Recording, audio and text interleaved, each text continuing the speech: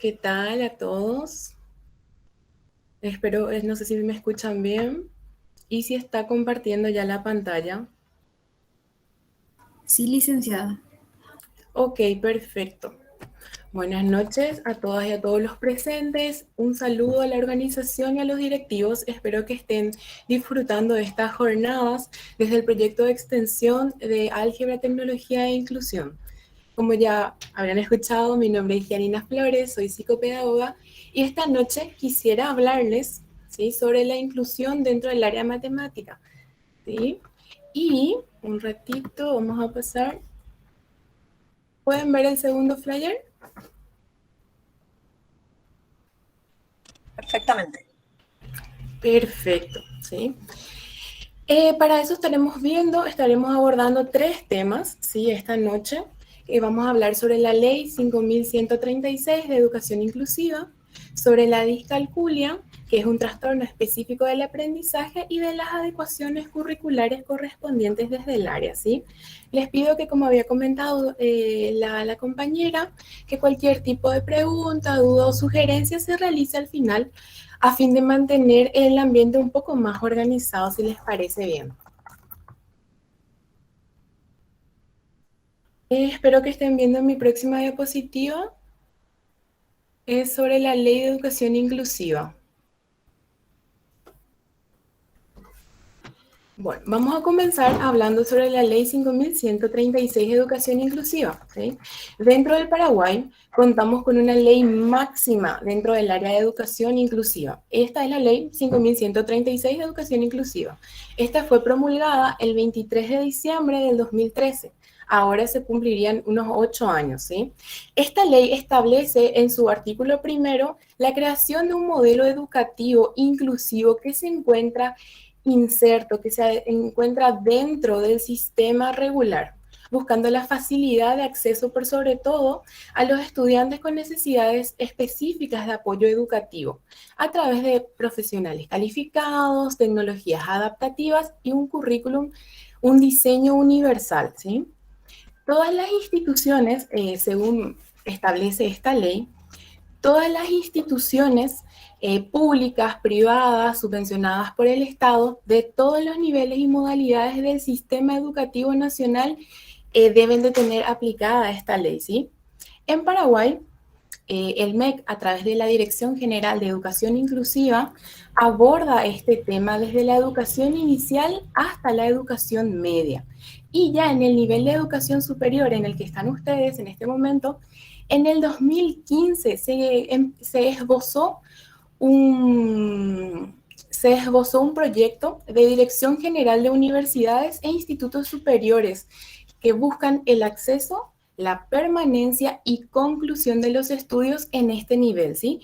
Y el 11 de diciembre del 2019, en la UNI, en la Universidad Nacional de Itapúa, a través de la resolución número 017/2019, que expresa que se resuelve aprobar el mecanismo de adecuaciones curriculares y ajustes razonables de la Universidad Nacional de Itapúa, ¿sí? Esto lleva desde el 2019 en la UNI. Personalmente no encontré mayor información sobre cómo va avanzando esto, así que si alguno de los presentes tiene algún enlace o un poco de información, al final voy a dejar mi correo porque estoy interesada, ¿sí? Prosigamos, ¿sí? Esta ley se fija específicamente en los y las estudiantes con necesidades específicas de apoyo educativo.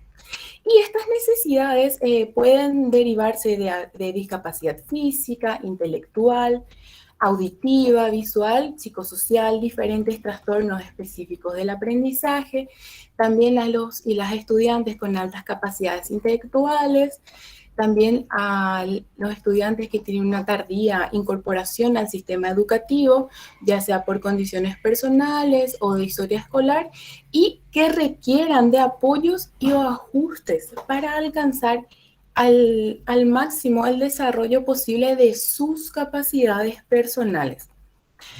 Cuando hablo de Disculpe, licenciada, disculpe que la interrumpa. Están sí. pidiendo si puedes ampliar tu imagen.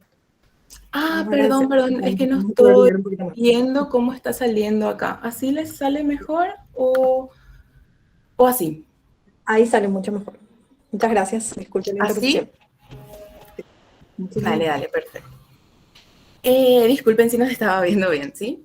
Cuando estoy hablando de sus capacidades, hablo exclusivamente de las capacidades de el sujeto inserto dentro de la educación formal en el Paraguay y sus capacidades frente a las capacidades establecidas por el Ministerio de Educación y Ciencias por grado escolar, ¿sí? Y cuando estamos hablando de capacidades establecidas por el Ministerio, me refiero a los diferentes recursos para actuar de manera competente. Y estos recursos son los conocimientos, las habilidades y las actitudes que los estudiantes utilizan para afrontar una determinada situación dentro de esta vida escolar, dentro de las actividades y de los temas del día a día.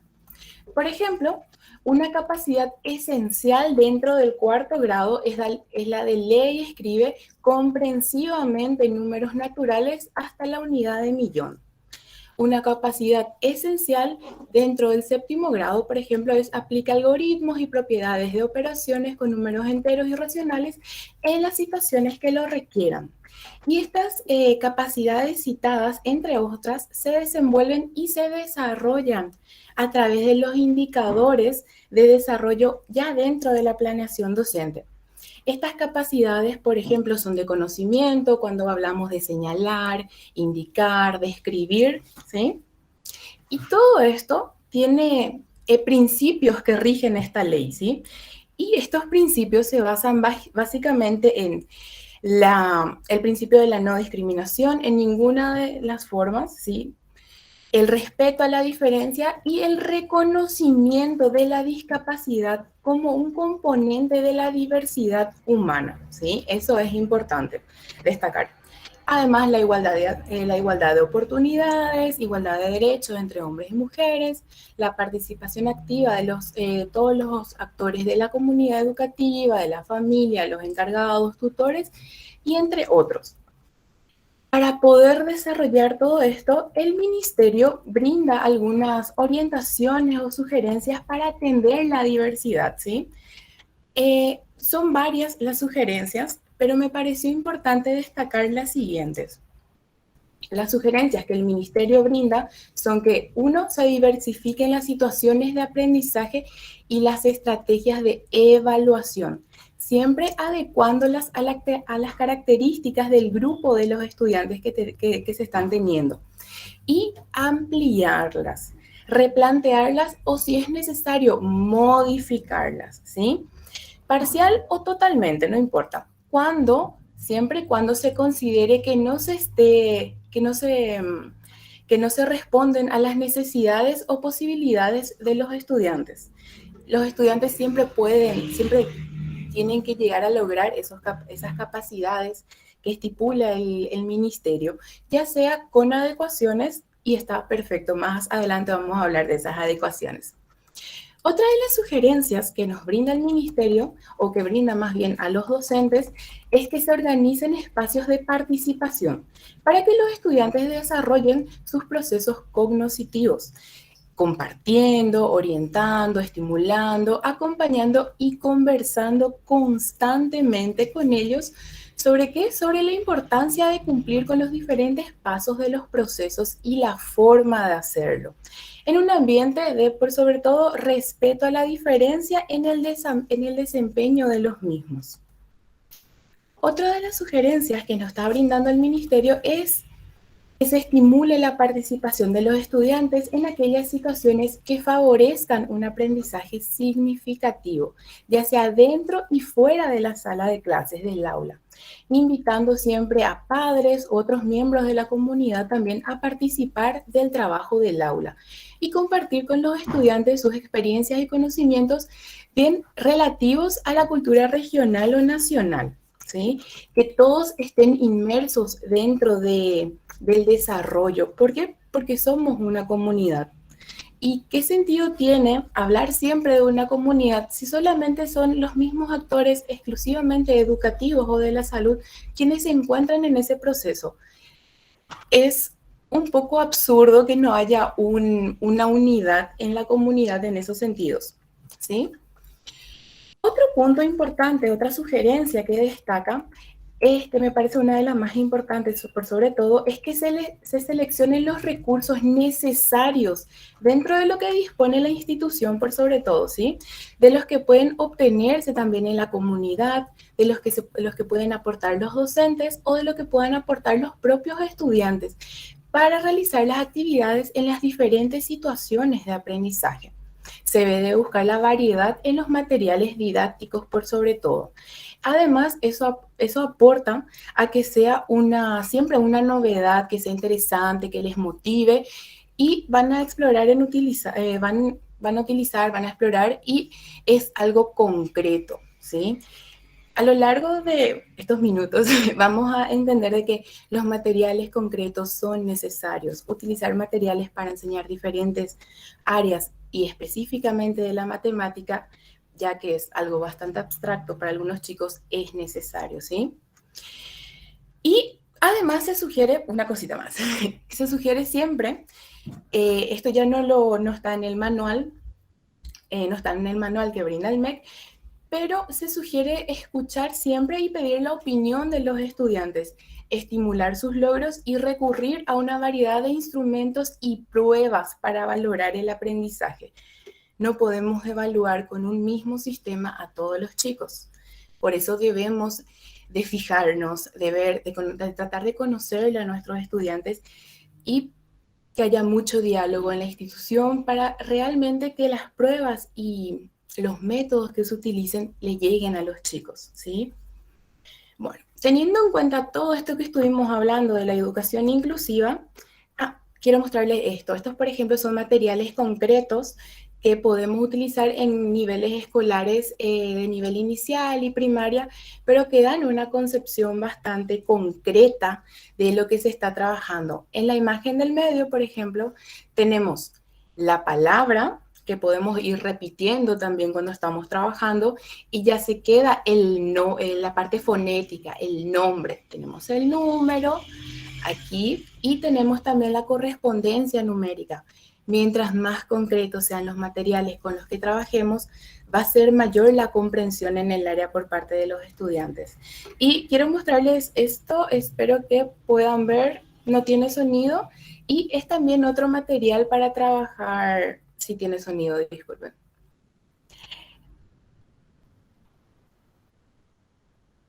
Bueno, así va, son diferentes materiales, diferentes formas de utilizar un mismo material y podemos trabajar de formas concretas. Es algo significativo para un niño pequeño, por ejemplo, utilizar este material para comprender, porque le estás dando la grafía, que es cómo se escribe, y la cantidad, en algo que le interesa, en algo lúdico, en algo interesante. No es solamente un número 4 y 4 palitos, ¿sí? Es algo más concreto, que le sea más significativo. A ver, ahora teniendo en cuenta todo lo que lo que estuvieron escuchando sobre esta ley, por sobre todo, me gustaría comenzar a hablarles sobre la discalculia. No sé si en el momento llegaron a escuchar, pero la discalculia es un trastorno específico del aprendizaje. Es una dificultad en el aprendizaje y en la utilización de las aptitudes académicas. Estas dificultades se basan específicamente en el dominio del sentido numérico, los datos numéricos o el cálculo. Por ejemplo, los niños que comprenden mal los números y su magnitud, sus relaciones, cuenta con los dedos para hacer sumas de un solo dígito, en lugar de recordar el proceso, como lo hacen sus compañeros, se pierde en el cálculo aritmético y puede intercambiar los procedimientos, ¿sí? Suma por multiplicación. Se encuentran también dificultades con el razonamiento matemático. Por ejemplo, existe gran dificultad para aplicar los conceptos y los hechos, las operaciones matemáticas para resolver problemas cuantitativos. Todas estas actitudes académicas afectadas están sustancialmente y en grado cuantificable, medible, por debajo de lo esperado para la edad cronológica del estudiante, ¿sí? O que interfieren significativamente con el rendimiento académico o laboral, o ya sea en las actividades de la vida cotidiana. Un chico o una niña, por ejemplo, estamos hablando siempre en un sistema educativo, que su mamá le manda a comprar una docena de bananas. No tiene mucha, le cuesta esa concepción de docena asociar con 12. Es esa dificultad, ¿sí? Y estas dificultades, específicamente la discalculia, comienza en la edad escolar, pero pueden tranquilamente no manifestarse totalmente hasta que las demandas de las actitudes académicas afectadas superen las capacidades limitadas del individuo. ¿Qué quiere decir? Que le estamos exigiendo algo que para lo que el chico o la niña todavía no está preparado, no tiene todavía esa concepción de esa racionalidad ante lo abstracto que puede llegar a ser la matemática, el cálculo, ¿sí? Bueno, estas limitadas del individuo, como les comenté, ¿sí? Y es decir, que se hace visible cuando las personas, cuando las habilidades de las personas no coinciden con su edad específica y tampoco, como les comenté, con las capacidades propuestas por el ministerio, ¿sí? Y al hablar de capacidades, en este sentido ya capacidades del ministerio, me refiero a esos ítems específicos que son estipulados por el Estado a través del ministerio, ¿verdad? Por ejemplo, dentro del cuarto grado, otra vez utilizando al cuarto grado como ejemplo, la unidad temática que corresponde a el número y las operaciones propone la capacidad de leer y escribe comprensivamente números naturales hasta una unidad de millón. Pero, ¿qué vamos a hacer si esta persona no, que si esta persona en cuestión no es capaz de relacionar el número 4 con la palabra 4, como les comenté con el ejemplo anterior, ¿sí? Y en estos casos se trabaja con actividades concretas, con materiales sensoriales, diferentes modelos para presentar la información, diferentes vías, ¿sí? Utilizar diferentes vías siempre para presentar la información, el tema, hace que el chico tenga diferentes o la niña tenga diferentes recursos para poder agarrarse de uno e ir utilizando estas imágenes, voy comprendiendo.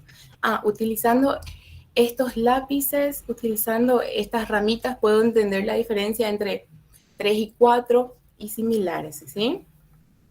Bueno, y en estos casos, cuando encontramos dentro de nuestra sala de clase chicos con estas dificultades, hay que tener en cuenta que van a tener dificultades en el conteo, en la estimación de cantidades, como les comenté, en las transcodificaciones que se realizan, en el cálculo escrito, en el cálculo mental, en la línea numérica mental también, y la resolución de problemas por sobre todo. Me gustaría recalcar, ¿verdad?, de que la discalculia, de que para hablar de discalculia por sobre todo, tiene que haber dificultad con el sentido de los números, la memorización de operaciones aritméticas, el cálculo correcto o fluido y el razonamiento matemático correcto. Este término de discalculia no es su nombre original, digamos, ¿sí? Es un término alternativo que se utiliza para referirse a un patrón de dificultades, ¿sí? Este patrón de dificultades se caracteriza por, como les dije, procesamientos de la información numérica, aprendizaje de operaciones matemáticas y cálculo correcto fluido, ¿sí?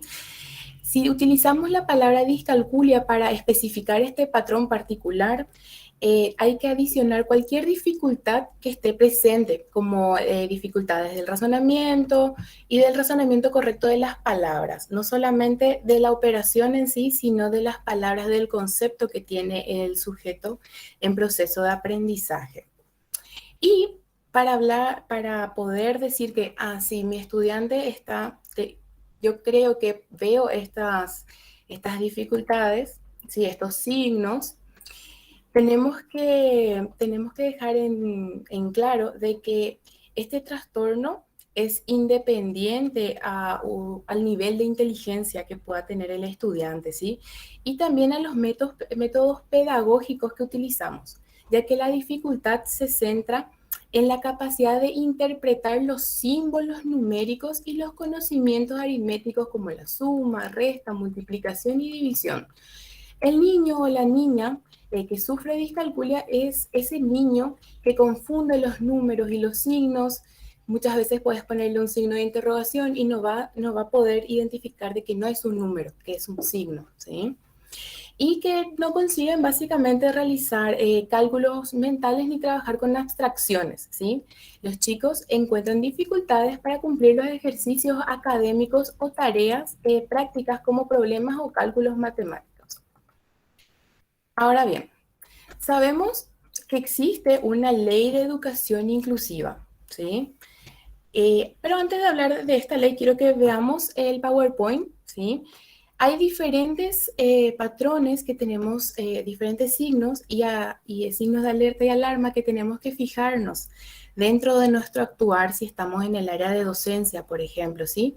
Dentro de la educación infantil, por ejemplo, educación inicial, hasta los 5 años, el preescolar, se encuentra dificultad en copiar los números, en hacer conteos hasta el 10, en los conceptos espaciotemporales, por ejemplo, asociar, como le dije, el número con la cantidad y clasificar los objetos según características. Por ejemplo, seleccionar todos los cuadrados rojos de los diferentes otros cuadrados de diferentes colores. Poder separar diferentes barritas de colores y similares. Dentro de la primaria ya podemos encontrar que se ven dificultades en la aritmética básica, hay en las estrategias de cálculo mental, en las palabras más que, menos que, en contar de a dos en dos, empiezan las dificultades muy marcadas dentro de la multiplicación y división, errores en la lectura y en la escritura de números y la habilidad para medir. Es esta dificultad que si le decís al chico de acá a 1 metro, no tiene el nivel, la capacidad en estos momentos de poder concebir el metro en su totalidad. Y las dificultades que podemos encontrar dentro de la educación secundaria es el uso de los números en la vida cotidiana, encontrar, por ejemplo, el número de una calle. En nuestra ciudad, por ejemplo, no utilizamos mucho el número de las casas, pero en otras localidades sí, y en esos momentos existen gran confusión, frustración, porque no tiene un sentido lógico en los procesamientos mentales de las personas con estos trastornos específicos del aprendizaje. Usa calculadora para sumas sencillas, hay dificultad en la lectura de números grandes, 1 millón, 2 millones, 30 millones, ¿sí? Ya esa dificultad la tienen los que están pasando también por el acompañamiento, porque si este trastorno específico del aprendizaje no se trata adecuadamente ya desde el inicio, va a ser difícil que pueda llegar a tener la concepción de 5 millones, por ejemplo, ¿sí? Y tiene también gran dificultad, se nota más esta dificultad en el manejo del dinero. No hay una concepción de que esto está 4.000, 8.000, de que cuánto vale 8.000 frente a 100.000 guaraníes, por ejemplo. Y ahora hablando un poco, entrando, como ya habíamos hablado de la ley 5.136 de educación inclusiva, y también sabemos sus principios, sabemos que este es un trastorno específico del aprendizaje con dificultad en matemática que encontramos en la cotidianeidad de algunas personas. ¿Y qué nos queda hacer a partir de acá? Ya estamos dentro de una sala de clase, si es en el sector público, unos 40 estudiantes, tienen unas 6 horas a la semana, entonces es un poco difícil poder detectar a tiempo estas dificultades. Pero una vez que encontramos estas dificultades, nos quedan las modificaciones, las adecuaciones curriculares, ¿sí? Son los ajustes razonables. Las adecuaciones curriculares son modificaciones que se realizan en el currículum o dentro del entorno o contexto educativo, ¿sí? Existen dos tipos de adecuaciones curriculares, ¿sí? Están las adecuaciones curriculares no significativas y las adecuaciones curriculares significativas. Vamos a empezar hablando por las no significativas. Estas no realizan ninguna modificación al currículum. No se toca el currículum enviado por el ministerio, no hay recorte de temas, no hay adición de temas, ¿sí? No se tocan, como le dije, los temas, las capacidades planteadas, pero sí se realizan modificaciones al entorno, al tipo de letra utilizada, al tamaño de la misma. Por ejemplo, no usar letra cursiva, solo usar letra script. Son adecuaciones que no tienen que pasar por muchas veces los procesos complejos de la supervisión o del ministerio y que podemos hacer dentro de la sala de clases, ¿sí? Otra de las adecuaciones curriculares no significativas que podemos plantear es la ubicación, moverle al chico del lugar en la sala a uno que nosotros creemos y que podemos verificar con la implementación de que va mejorando algo, es moverle del lugar y ya es una adecuación. Ya estamos haciendo una modificación en el entorno, sí, pero es probable que eso le ayude al chico o a la niña y vamos a ver eso en el proceso del desarrollo de las clases a lo largo del año lectivo, ¿sí?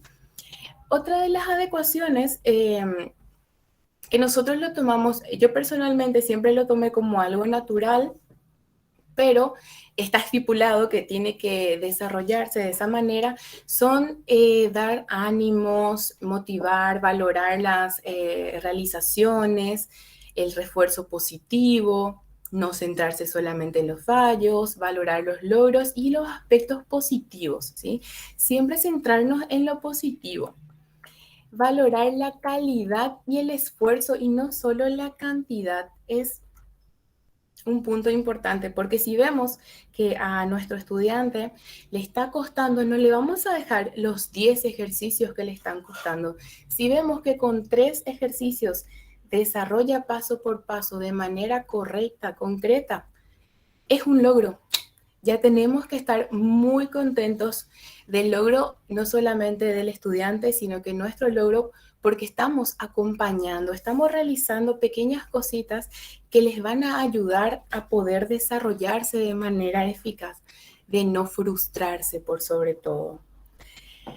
Créanme que niños pequeños frustrados porque no logran llegar al tope de las capacidades o de lo que están exigiendo, de las exigencias, ya sea de la institución o del hogar, es alta. Hay varias, hay bastante frustración por parte de niños pequeños por no lograr estos hitos, ¿sí? Además, otro punto importante, seguir hablando siempre de lo social, es felicitarle públicamente cuando realice, por ejemplo, conductas adecuadas e incompatibles con conducta problema o con dificultad problema. ¿Por qué? Porque si nuestro chico, nuestra niña está en nuestra sala de clase y no está comprendiendo lo que está pasando, por más de que preste atención, va a llegar un momento en el que va a dejar de prestar atención y va a comenzar a molestar. ¿Por qué?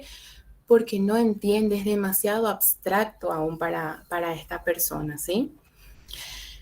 Usar reforzadores, ya sean premios o castigos, a los que reaccionen. Esto, por ejemplo, es extraído exclusivamente de los formatos que envía el ministerio. Cuando hablamos de premio-castigo, no son castigos físicos ni nada de eso, sino que son pequeñas modificaciones que realizamos para que el niño comprenda que tiene que realizar la actividad, por más de que le esté costando. Por ejemplo, bueno, vas a hacer estos 2 ejercicios y sabemos que le cuesta, sí, pero estamos ahí para acompañar. Entonces, hasta que no termine, por ejemplo, esas actividades, puede retrasarse un poco más el recreo, por ejemplo, un par de minutos.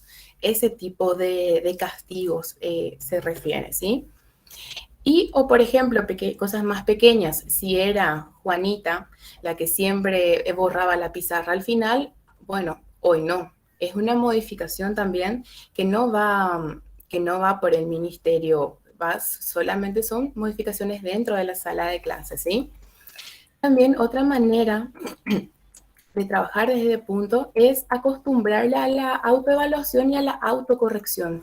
Poder estar con el estudiante y explicarle, mira, este es el error que tuviste, esto es lo que, tendrías que haber hecho y esto es lo que vamos a hacer.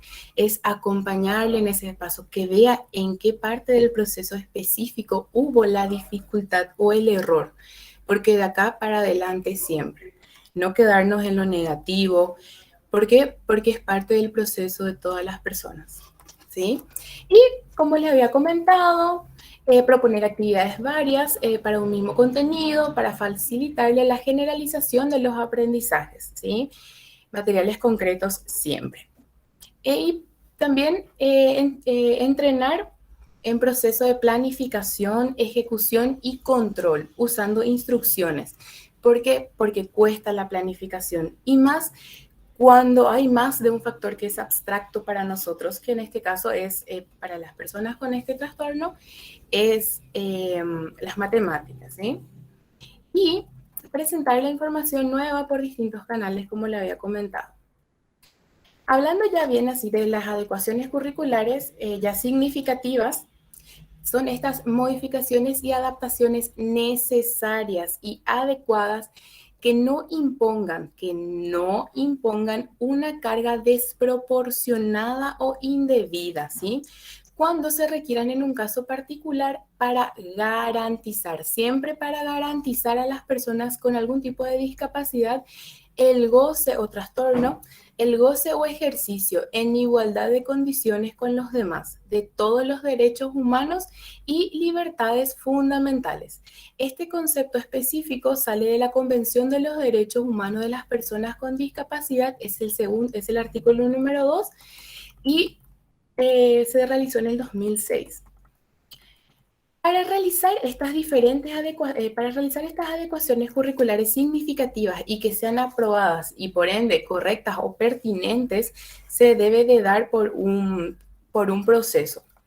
Dentro de la sala de clase, nosotros tenemos que fijarnos qué es lo que le está costando, con una prueba diagnóstica, con el trabajo un poco más cercano. A lo largo de ya la práctica docente es algo difícil de lograr por el tema de los tiempos, pero mientras nosotros nosotros seamos organizados y podamos planificar nuestro actuar, vamos también a organizarle, a estructurarle a nuestros estudiantes, ¿sí? Y si, por ejemplo, nosotros no somos los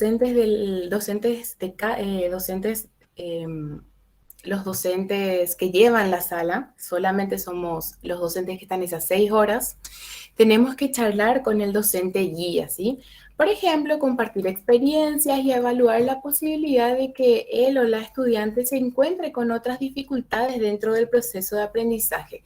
Es el famoso me quedo a hablar con la profe guía para ver cómo le va a fulanito o a fulanita, porque yo veo estas dificultades, ¿sí? Y a partir de ahí es hablar la situación, si es que la profe guía también te dice, yo estoy notando que tiene dificultades en leer, por ejemplo, si también se confunde entre las letras, si le cuesta el razonamiento de los grafemas de las letras, también hablamos de una dislexia, entonces suelen estar juntos, la prevalencia existe, ¿sí? Y a partir de ello, si es que tenemos un equipo técnico docente o un equipo técnico dentro de la institución, es charlar con ellos, porque son ellos en conjunto con la docente guía o el docente guía, en conjunto con todos los docentes de una manera interdisciplinaria, se realizan estas adecuaciones y todo el proceso que conlleva, ¿sí? Después, a partir de ahí, se habla con la familia, con los directivos y la supervisión pedagógica de la región. ¿Sí? Aquí abajo en el PowerPoint le puse los diferentes documentos que se suelen presentar, ¿sí? A nivel general. En primer lugar tenemos una nota que es una solicitud de ajustes razonables, va dirigida a la supervisión de apoyo técnico pedagógico de la zona, a la que corresponde la institución educativa, donde se comenta de que se ve la necesidad de aplicar ajustes y de que estas son las personas que van a estar siendo responsables y una nota general, ¿sí? Seguidamente va la fotocopia de cédula del estudiante o de la estudiante. Va un documento que es el acuerdo con la familia, es una carta compromiso donde se detalla el compromiso de la escuela, ya sea en apoyar el proceso educativo, en aplicar los ajustes necesarios para el nivel de desarrollo del sujeto, para reconocer y estimular los aspectos positivos, reafirmando la autoestima. Esos son ejemplos, ¿sí?, concretos de lo que el colegio se puede comprometer frente a los padres que generalmente se comprometen a asistencia regular a clases según actualmente la modalidad establecida por el tiempo de pandemia, por ejemplo, el acompañamiento y el seguimiento en el proceso y cosas como fomentar hábitos, higiene, es una carta compromiso donde si los padres no están de acuerdo y especifican de que no están de acuerdo con los ajustes, se lo aplica de igual manera. ¿Por qué? Porque es una ley, es la Ley de Educación Inclusiva 5136 y rige a nivel nacional, es lo más poderoso que tenemos. Bueno, seguidamente de eso tenemos que introducir los informes. Estos informes son diagnósticos profesionales, si es que existe, ya sea de docentes, de los docentes anteriores, de los docentes actuales, de profesionales como del área de fonoaudiología, psicología, psicopedagogía. El informe que tenga, ¿sí? Se agrega todos los documentos que constaten que hay algún tipo de dificultad, se anexan, ¿sí? También se piden evidencias que pueden ser pruebas anteriores, pueden ser alguna actividad, ¿sí? Generalmente se pide del año actual y del año anterior. Otro documento que va seguido se llama DIAR, que es el documento individual de ajustes razonables, donde van todos los datos de identificación, ya sea del estudiante, de la docente guía, institución, ¿sí? Piden si existe algún dictamen preliminar, si existe un profesional que estuvo trabajando con él o la estudiante, se especifica quién es, su registro. En el caso de que no se tenga eso, no se completa, no hay problema por la situación del país en general, ¿sí? No todos los colegios y no todas las personas tienen acceso eh, a profesionales de las diferentes áreas del desarrollo. Entonces, es el docente o la docente quien lleva a cargo el, la responsabilidad, por decirlo, ¿sí? Y también existe una sección para transcribir una breve historia familiar, el contexto, cómo se desarrolla, hace cuánto viene al colegio, y un breve informe, muy breve informe pedagógico enfocado a fortalezas y debilidades, bien concreto por sobre todo. Y también está en el DIAR para que se especifique el estilo de aprendizaje que tiene el estudiante.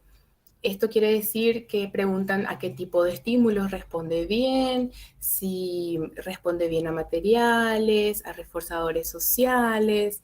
También pregunta, también se debe de especificar cuándo es el mayor rango de atención del estudiante, si es por la mañana, por la tarde, por la noche, qué tipo de refuerzo o apoyo precisa. Y también tiene las sugerencias de adaptaciones no significativas, algunas de las que les estuve hablando anteriormente. También tenemos que anexar un documento que se llama valoración del aprendizaje, que son capacidades o ítems del ciclo anterior al que está actualmente el estudiante, ¿sí? Si nuestro niño o nuestra niña está en séptimo grado, tenemos que evaluarle con las competencias del ciclo anterior, ¿sí? Del segundo ciclo. Y si es necesario, más abajo, depende del nivel de severidad con el que se esté trabajando, ¿sí? Con el tipo de nivel de severidad que tienen nuestros estudiantes. Y en los cuales básicamente está la capacidad, tenés que marcar si cumple, no cumple, y sí o sí deben de justificarse. No importa si es copiar de que sí lee, comprende, ¿sí? Pero hay que siempre justificar. Y ahí viene la parte más importante, que son las propuestas de ajustes razonables, que ahí es donde se establecen, a partir del plan de estudios del MEC, las capacidades que el estudiante puede lograr y se definen indicadores adecuados para la misma. Y después ya son puras cosas de trámites, cantidad de copias, sellos, ya son cosas que hacen más la parte de secretaría, ¿sí? Pero desde la posición de los docentes es siempre la charla con los docentes guías. Es, por más mínimo que sea, yo me doy cuenta que a José le está costando breve, un poquitito esto, entonces ya hablo con la docente. Es difícil en el practicar diario porque generalmente tenemos muchas actividades, ¿sí? Pero es necesario para poder tratar correctamente con estudiantes con trastornos específicos del aprendizaje. Y quisiera compartir con ustedes una frase de Jean Piaget, que es un pedagogo, epistemólogo suizo, es el padre de la psicopedagogía, ¿sí? Y él dice que lo que vemos cambia lo que sabemos, ¿sí? Pero lo que conocemos cambia lo que vemos. Y la forma en la que conocemos eso es importante desde el punto en el que ustedes están hoy, ¿sí? Ustedes tienen y van a seguir teniendo más recursos para poder llegarle a los estudiantes y poder cambiar la forma en la que ven y la que conciben el mundo. ¿Por qué? Porque es caótico no poder comprender algo que para todo el mundo es muy normal, ¿sí? Y este es el momento en el que si tienen alguna duda, consulta, sugerencia, estoy aquí para escucharles.